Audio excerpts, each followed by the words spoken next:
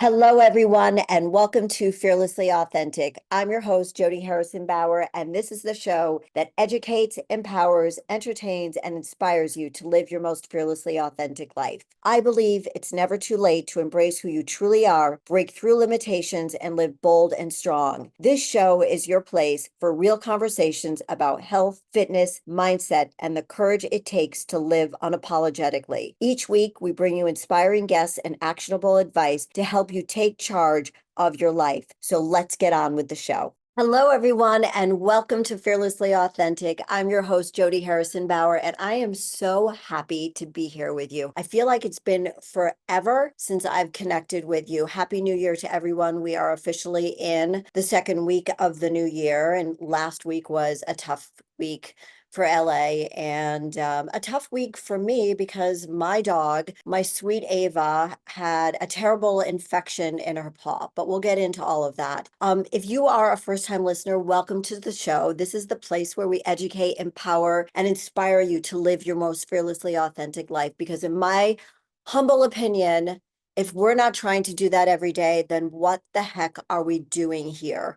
And this leads me into the podcast for today, the episode that I wanted to share with you.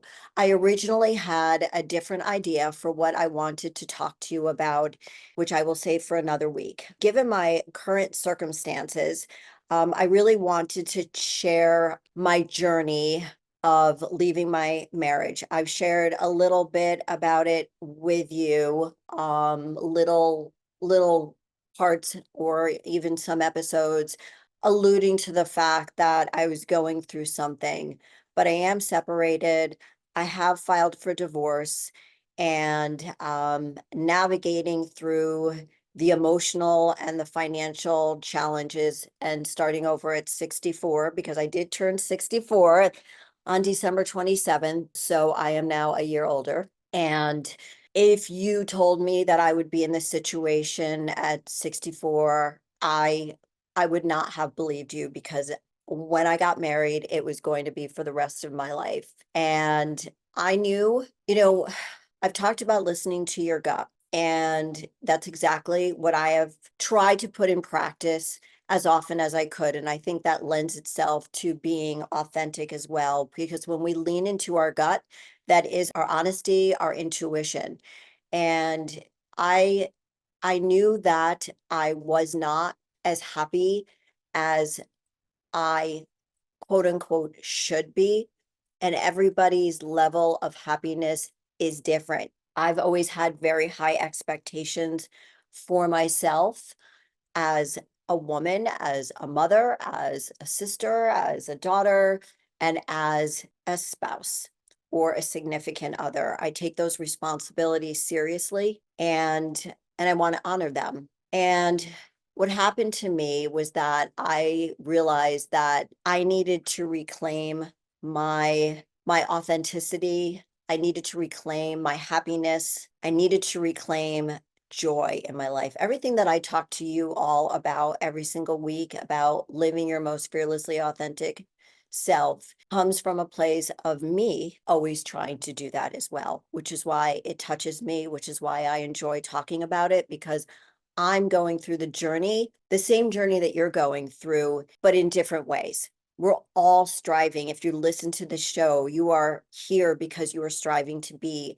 the best person that you can be, man, woman, anything else in between. And today was a very stressful day, and that's why I decided to talk about this today. I'm taking my life back into my own hands and I'm rebuilding it. I'm rebuilding it at 64, and I'm creating the vision for myself through all of the life lessons I've learned in the last 64 years, especially since my last divorce, when I got divorced at 42. I never thought I would be that woman who was getting divorced again. I took a lot of pride in choosing the right person for me. And at some point in your life, whether it's a significant other, it's a personal relationship, or it's a personal relationship with a friend, a spouse, a significant other, or it's a professional relationship, you have to decide, like, how do you feel about yourself or how do those people make me feel about myself on a daily basis? So today we're going to talk about some of the things that I'm going through right now, which is why it's on top of mind. And if you are contemplating making this big change in your life and you need inspiration and you need to prioritize yourself because you woke up today or another day and thought, who am I? Who am I? I don't know who I am. I haven't been prioritizing myself, and I need to do that. So for me, prioritizing my health was not, something that I needed to do because my health has always been a priority for me, as you all know.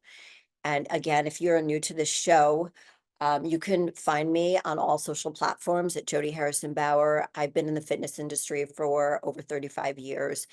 And so taking care of myself through nutrition and strength training and cardio has always been a priority to me.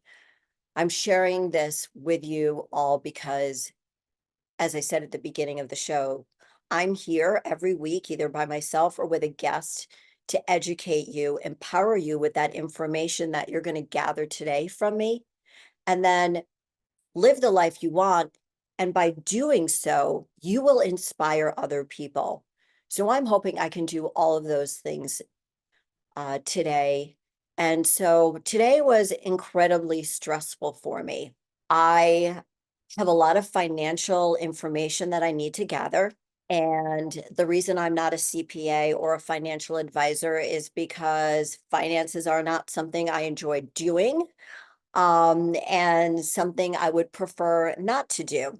But we need to do them, and it's important to be organized. And I was more organized than I thought I was, which may surprise a lot of you who know me very well.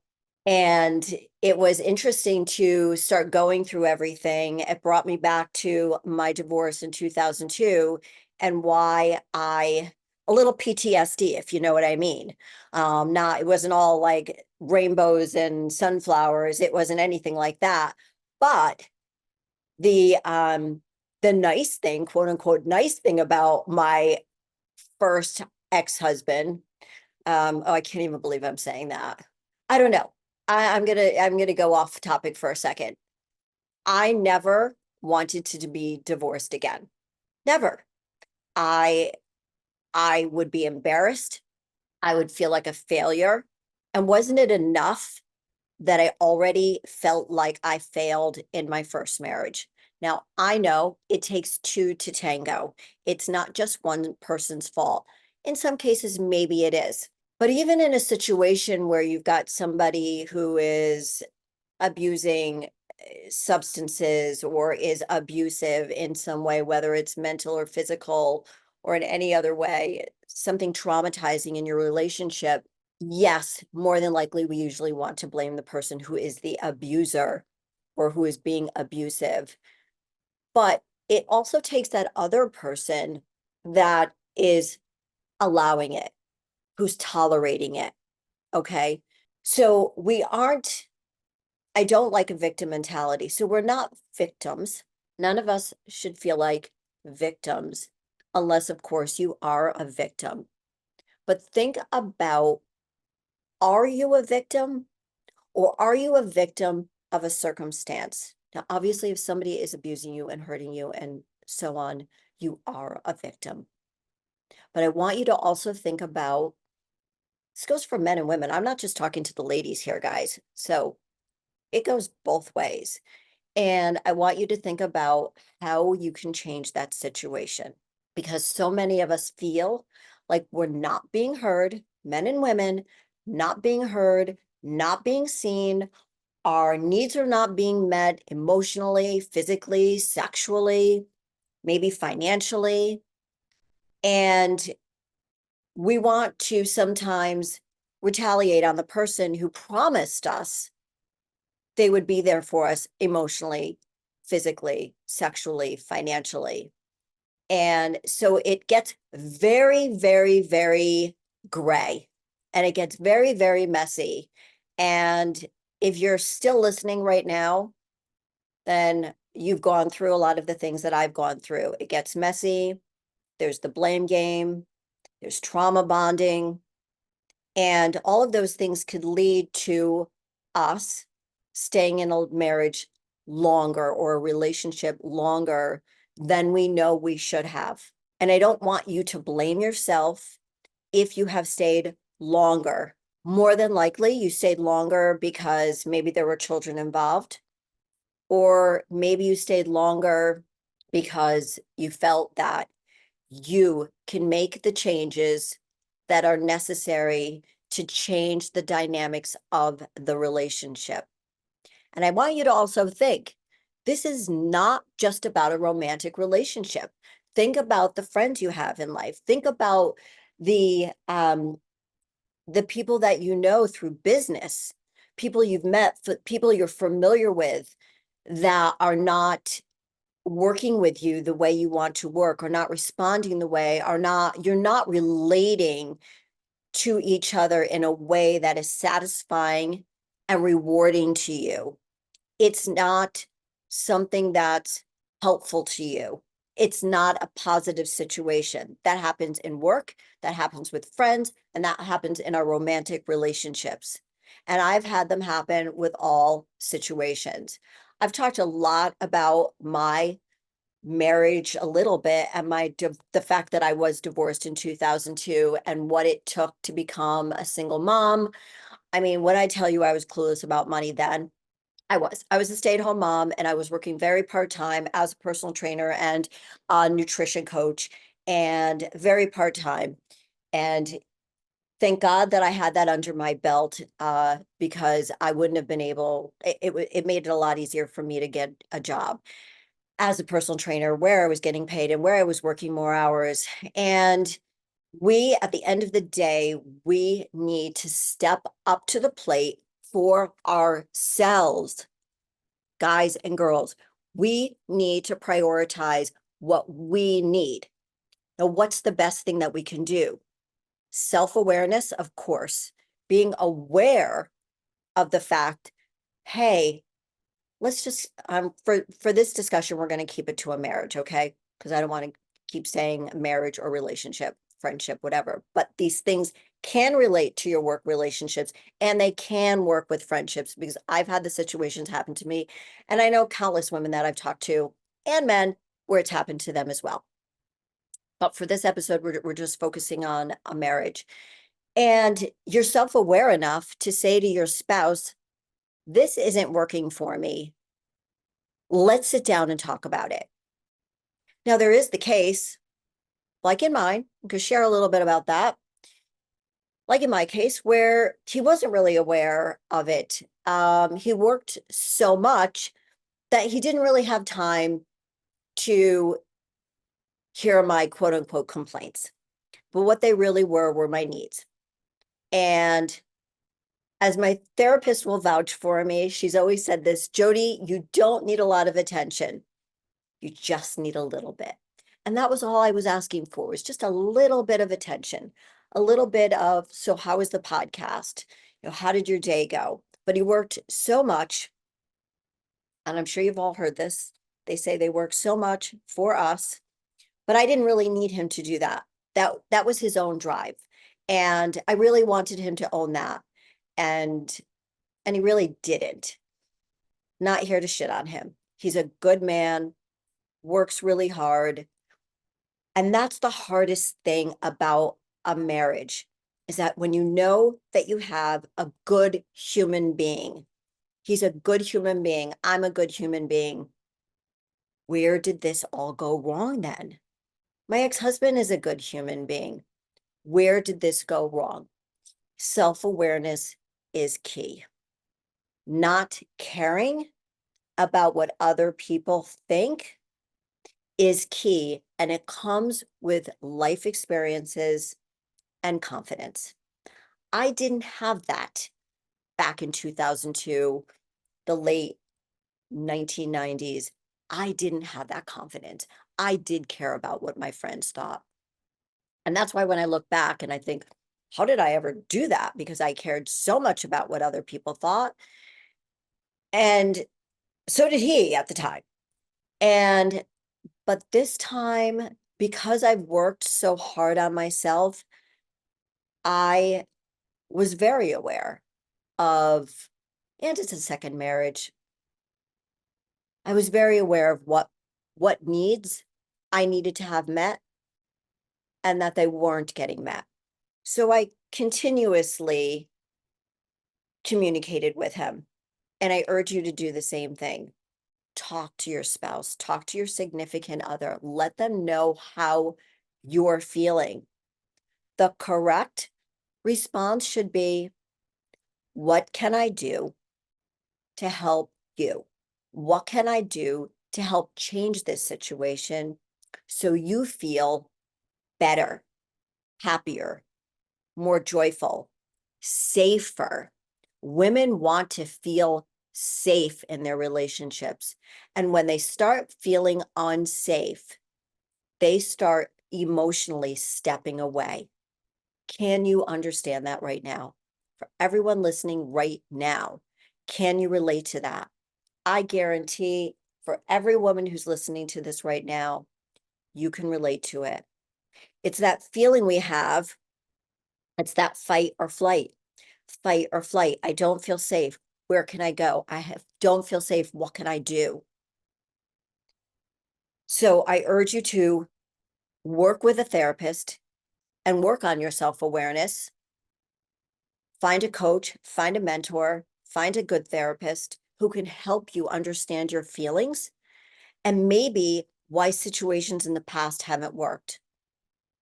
What is it that you haven't noticed? What is it that you do notice?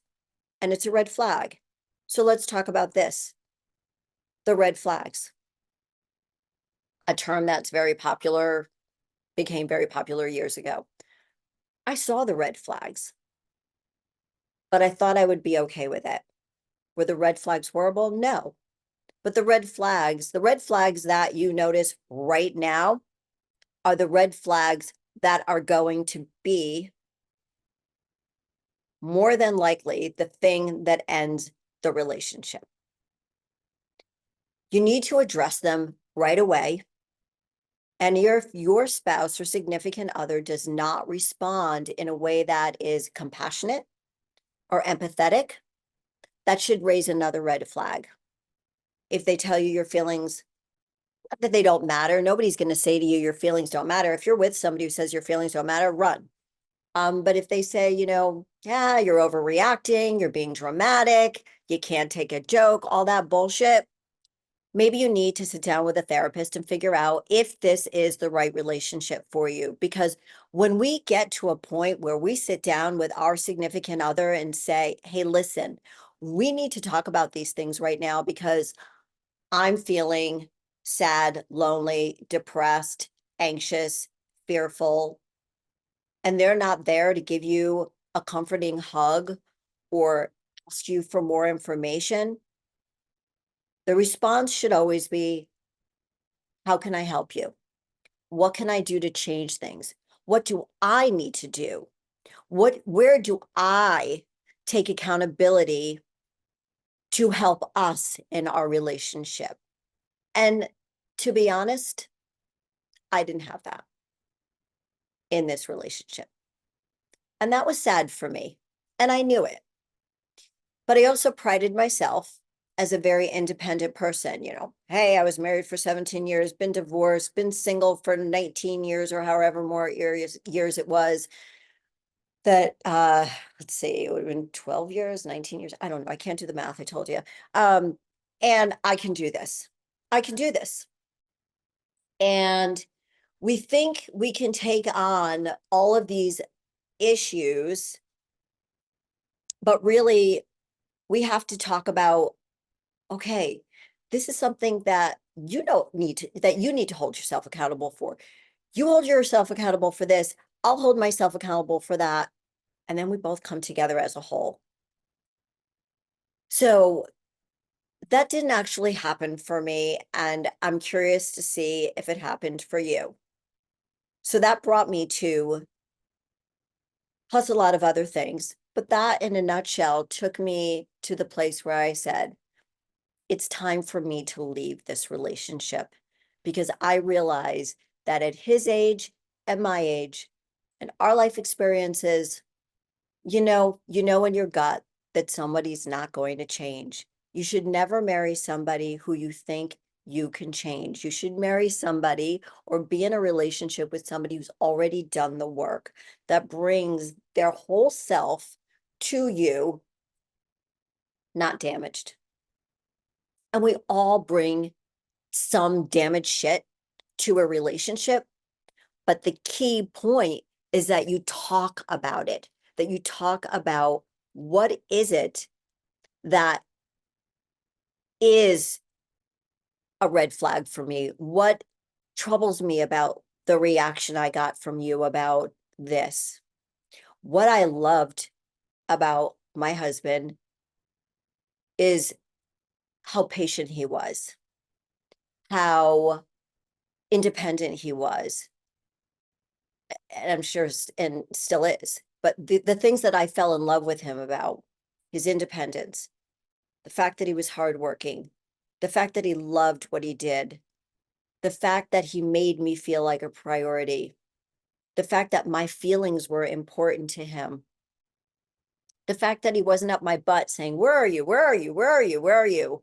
The fact that he didn't say to me, like, "What are you making for dinner?" Because he knew that I had my own career going. So we lived very independently of each other, but we would come together.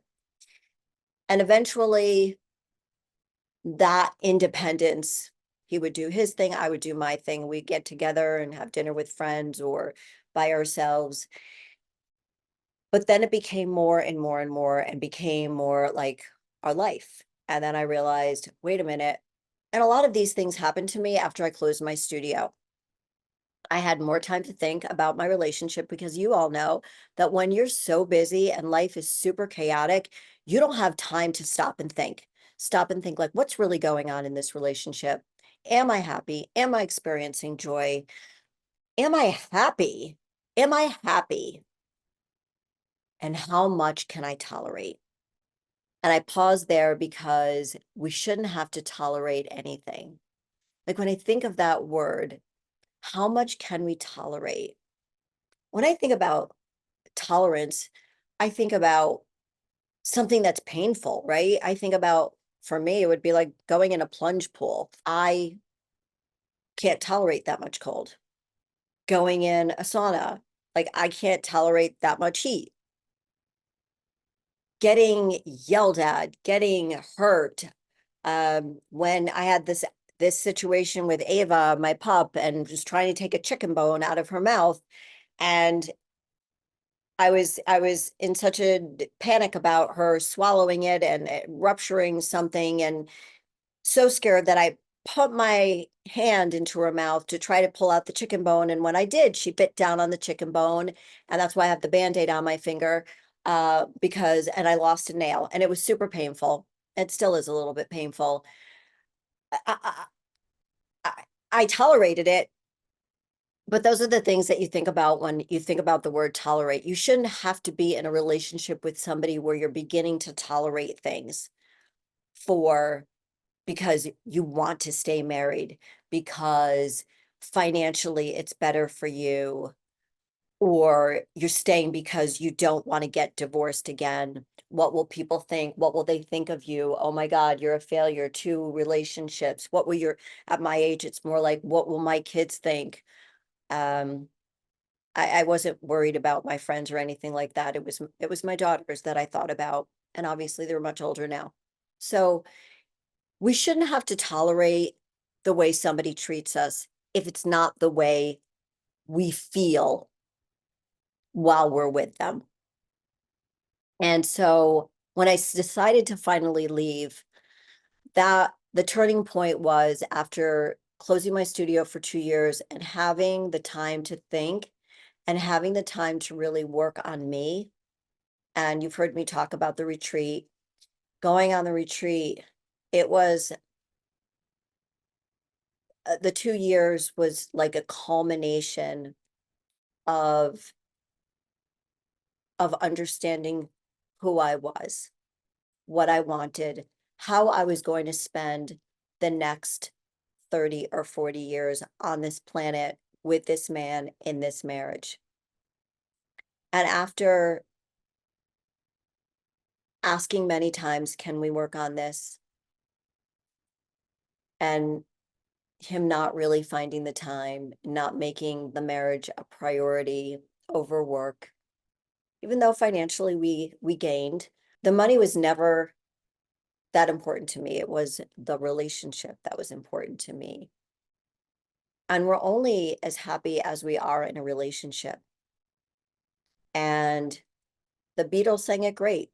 Money can't buy you love.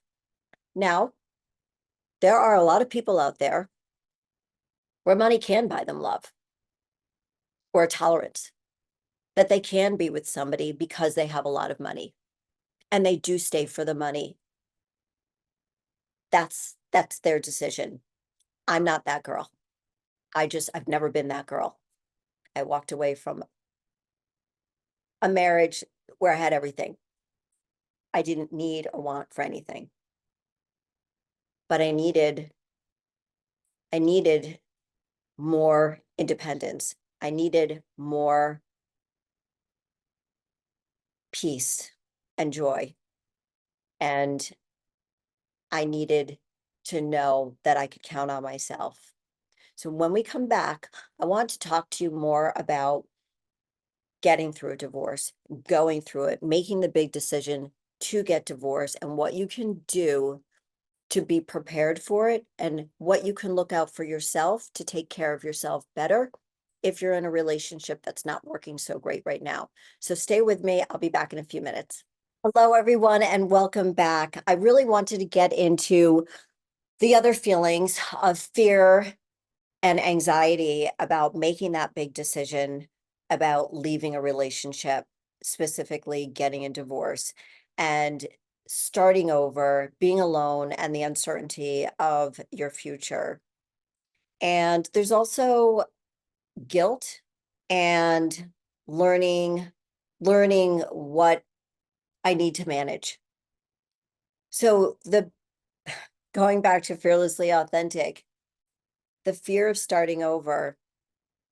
I'm 64. I'm not here to say, look at me, look what I can do, but I am. I'm saying, look at me, look what I can do, because I know that if I can do it, you can do it.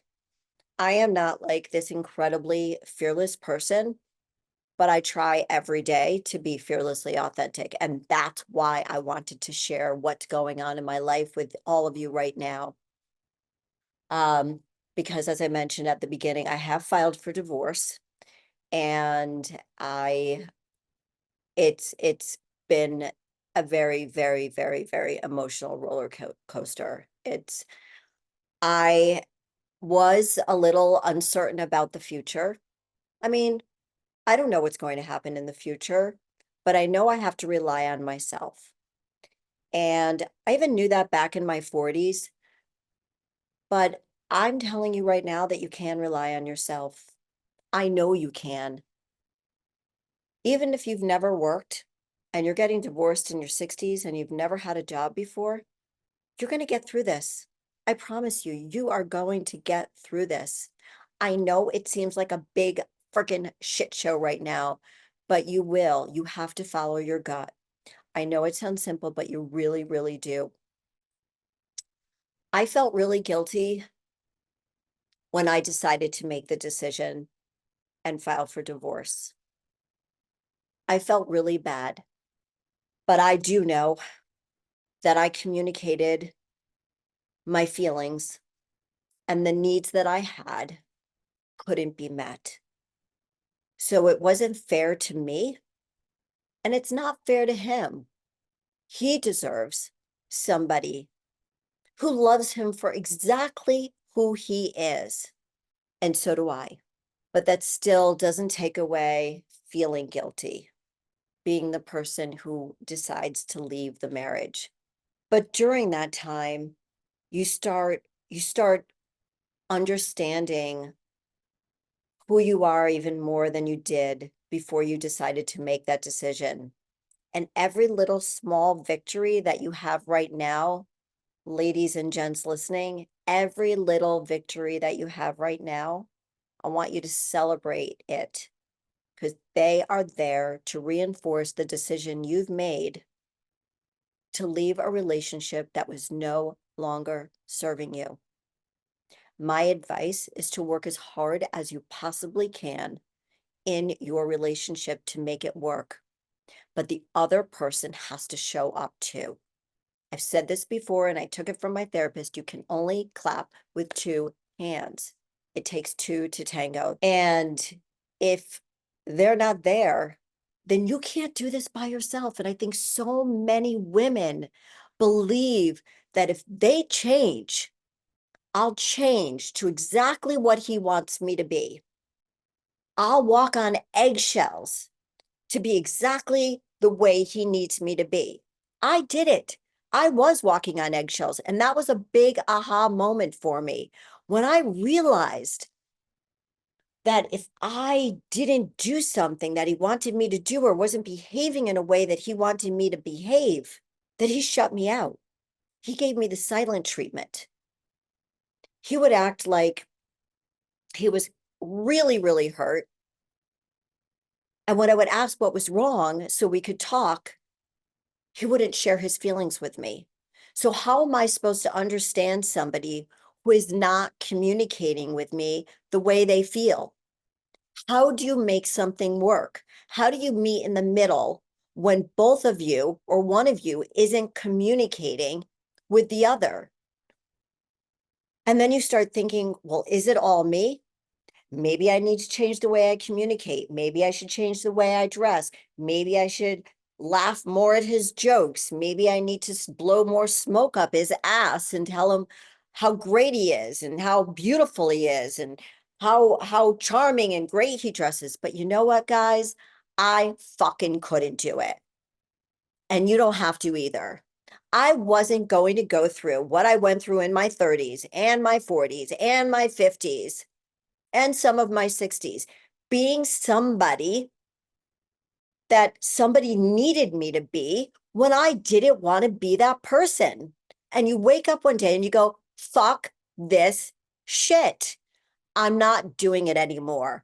I'm not going to be quiet. I'm not going to walk on eggshells. I'm not going to try to be funny. Whatever the hell it is that you feel that your partner wants you to be, fuck that shit. You don't have to be that person. And I'm not talking about just the women here. All right. I'm going to just keep saying that. I am a woman, and I'm not just saying this is comes from a woman. Men feel these things too. But you do hear more about women because women communicate and are more open about their feelings. And that's just the truth, unless you are a man who is really deeply in touch with your feelings and can share. And I love that about a man. And I want that for my daughters. Don't change for somebody else. I always talk about being fearlessly authentic, standing in your power, stepping into your power. That's what I mean. Trusting your gut. Of those things I just said, fearlessly authentic, standing in your power, not tolerating shit that you don't need to tolerate. You don't need to be with I'm really swearing now. Okay. With an asshole. That's not my husband. He's not an asshole. You don't need to be with a jerk just because he makes a lot of money or is really good looking or has this incredible life or great body parts and he's really fun. You don't need to. I left a relationship with a lot of money. I left a guy who I had the best sex life with, and I'm leaving a man who is a gentle, gentle soul, a good human being. But when you draw the directions to your heart and they still can't hear you telling them the directions and they can't read the diagram, then you got to go because life is fast. I'm 64 years old and I'm not going to sit around waiting for somebody to say, you're okay to be who you are. Gee, thanks. Or somebody who's going to start supporting me and cheering me on and being my partner. And you don't have to do it either. God, I'm getting really emotional about this because I have changed so much for other people, men that I've been in a relationship with, and friends that I've had that I'm no longer friends with because they thought I was too sexy or too whatever it was. But I've left friendships. I left all of my friends. I didn't leave them, they left me. They were just incredibly critical of me. And I said, I don't need to do this anymore. I don't need to live in this place in my life. So think about the victories you're having in life right now. You've decided to leave a relationship that wasn't making you happy anymore. And you know that you did everything to try to make that work. Listen to your gut.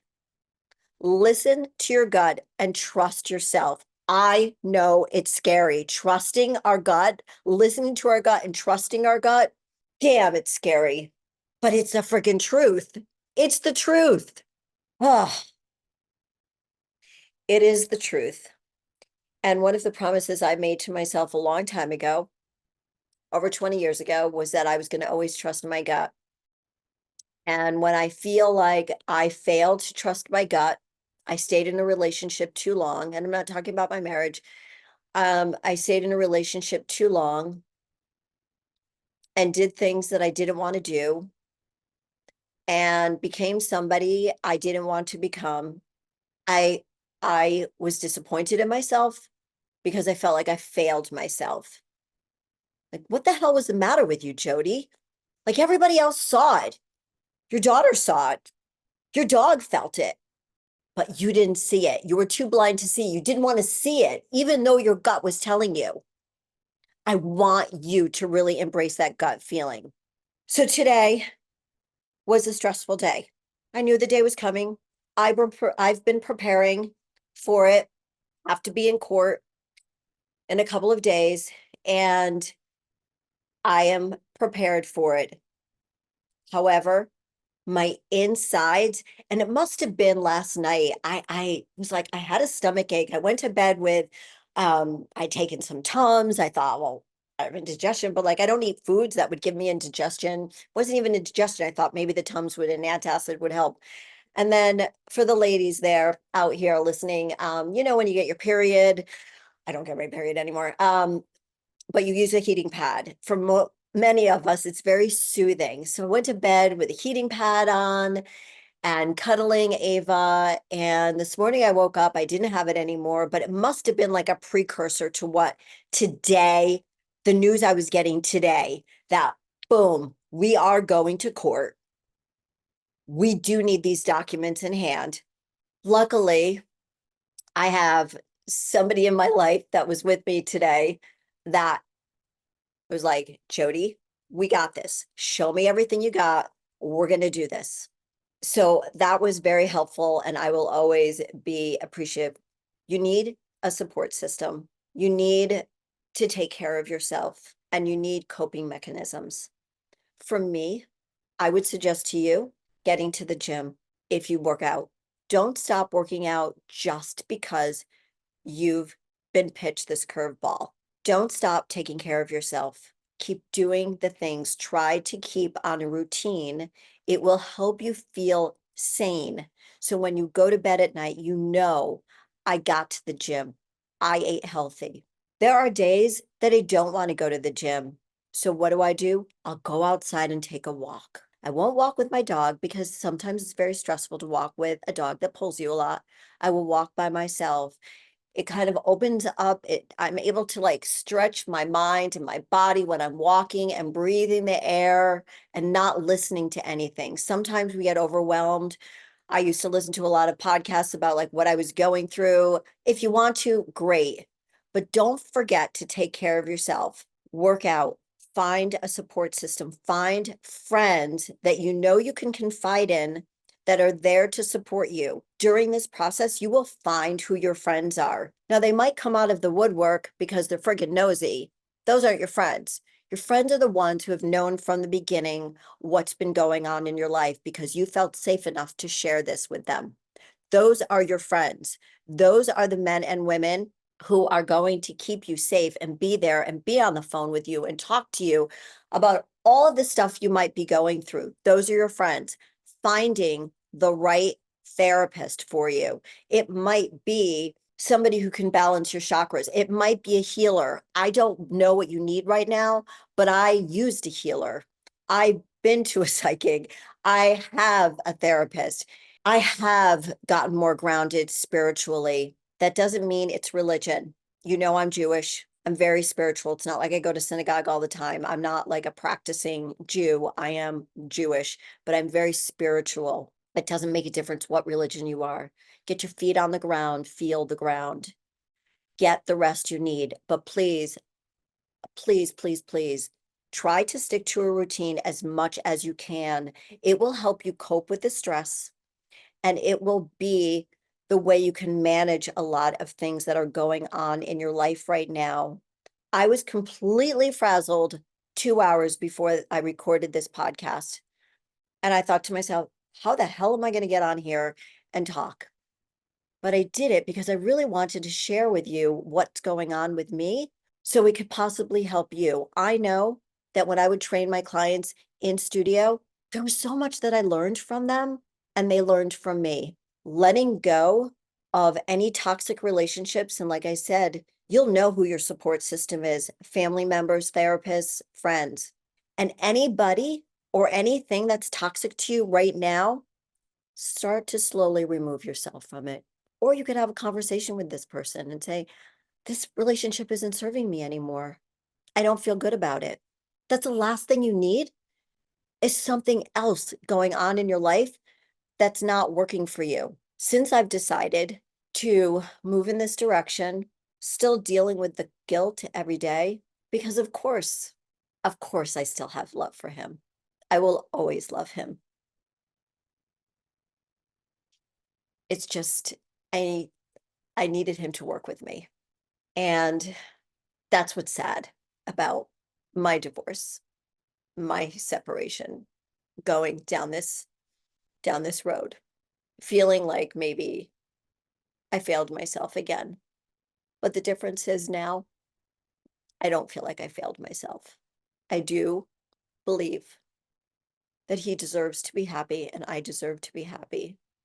And, with this time that I've had, I've been able to focus more on my business, work with men and women that I love to work with, being more creative than I've ever been, not feeling like I have to keep myself small for anyone anymore, and even embracing new things into my life, like walking more, like wanting to learn more things.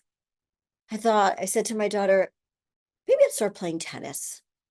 She's like, yeah, mom, you should. I said, I think I might want to start playing tennis. Not pickleball, but tennis. Just because I'm over 60 doesn't mean I have to play pickleball. I know young people are playing it too. And it's just really, I've, I like who I am, and I like being with people who are happy and who are creating things and who are, you know, vibing on this very high level of creativity and curiosity, and who want to be working on what I'm working on to help men and women feel better in their lives. And it's only because of my life experiences and my expertise that I'm able to do this. And one of the things that I opened myself up for and that I'm excited about for the future is that I'm going to be co-leading a retreat at the end of April for men and women, and it's called the Ultimate Fitness Retreat, and you don't have to have any fitness experience at all. But I want to help the men and women around the world to meet me and my co-leader, Jesse, to meet us in Playa del Carmen from April 30th to May 4th.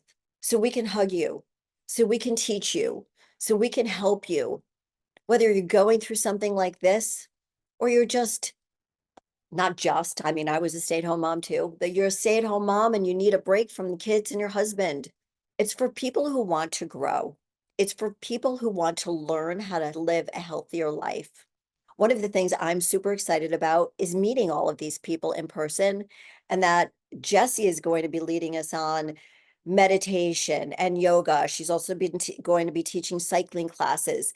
And paddle boarding and doing yoga on paddle boards, and I've never done that. I'm scared to do it, or go on a zip line, or I don't know what we're gonna do, and as far as what Jesse has planned.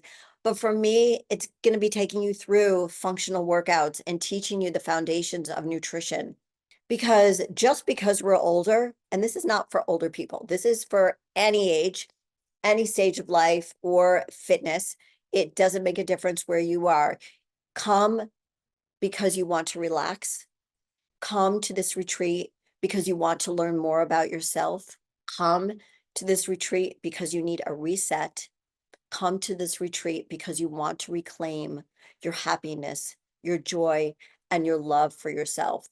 And I know that the more insight we have to what we want out of life, facing who we are, owning who we are, owning the things that we know that we can work on, and surrounding yourself with the right people that make you feel supported, happy, people you can laugh with. And they're not there just for you. You want to be there for them too. There's so much to reflect here. If I can leave you with a few closing thoughts, I would tell you to trust your gut and believe in yourself, to take the fearless and brave steps you need to take to live the life that you deserve and you desire, to rely on your own happiness and not what other people can provide for you.